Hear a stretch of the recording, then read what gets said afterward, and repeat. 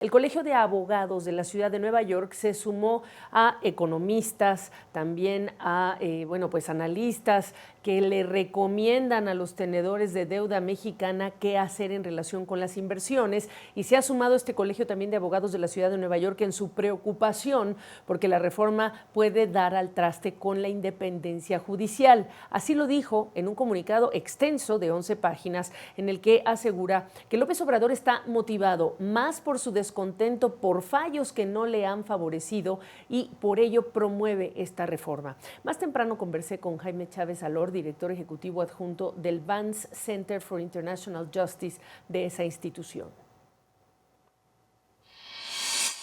Jaime, son 11 páginas en las que establecen su posicionamiento, su declaración, mostrando preocupación por esta propuesta.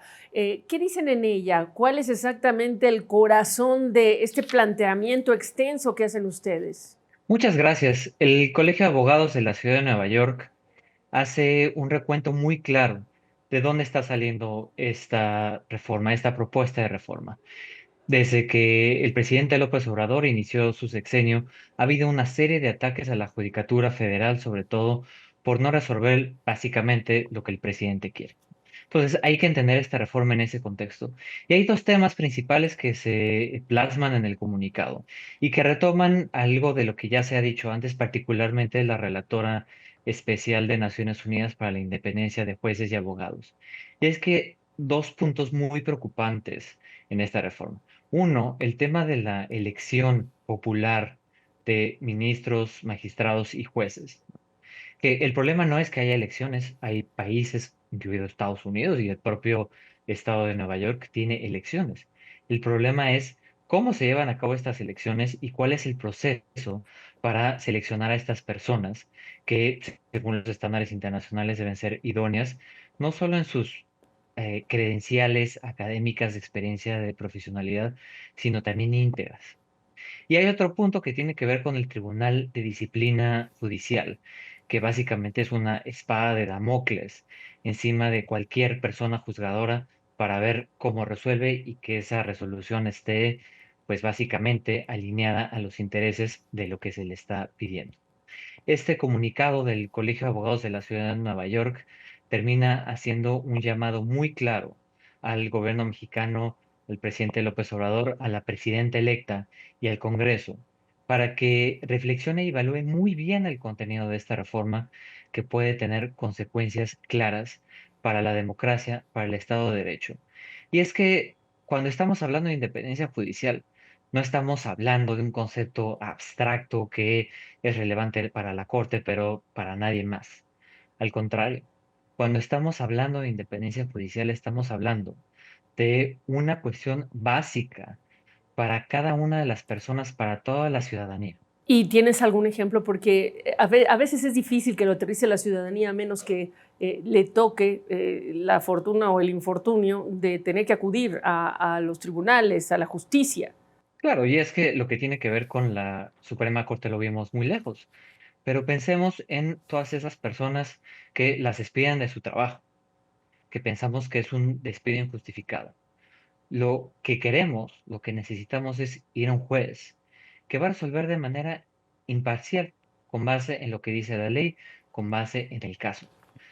Tener una justicia parcial, un juez que no es independiente, quiere decir que está a expensas del mejor postor. Y esto puede ser por corrupción, porque una de las partes va a pagar por su sentencia, básicamente, ¿no?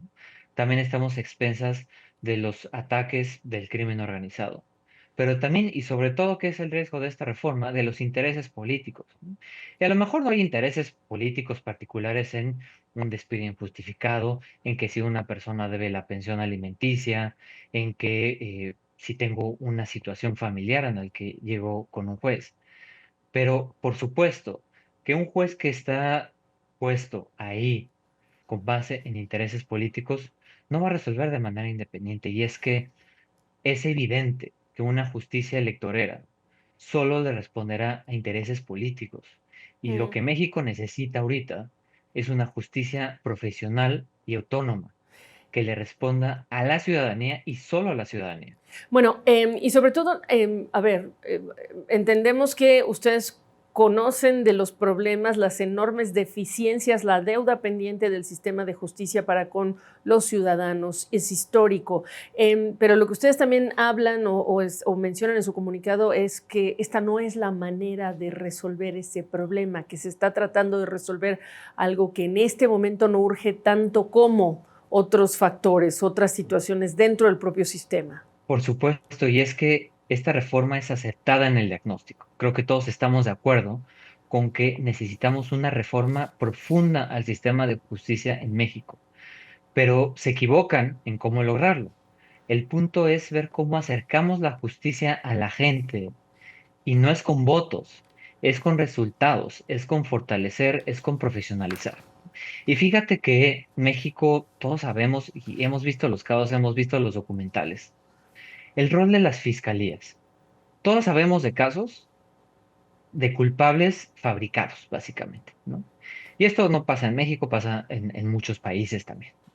Pero entonces las fiscalías están eh, inventando la primera persona que pasó por ahí, agarran a esa persona y esta es la culpable de este delito, de este secuestro, de este homicidio. Y sabes que, a diferencia de otros países, en México definitivamente las consecuencias han sido serias, pero no ha pasado a mayores, porque hay jueces federales que de forma independiente ponen un alto a esos abusos de poder. ¿Qué va a pasar ahora? Que seguimos sin tener fiscalías que de veras puedan hacer su trabajo y además jueces que van a hacer lo que les pidan que hagan. Entonces, sí necesitamos una reforma, pero esta no es la reforma. Hay que fortalecer, hay que ver cómo reformamos los sistemas judiciales estatales para que en todo caso sigan los principios de la carrera judicial, del Poder Judicial Federal, que además es un referente a nivel latinoamericano y a nivel mundial de lo que es la carrera judicial. Bueno, pues estamos pendientes y seguimos atentos a las expresiones de respaldo, en este caso, a quienes están en contra o preocupados por lo menos de lo que está sucediendo con este intento de reforma al Poder Judicial. Gracias.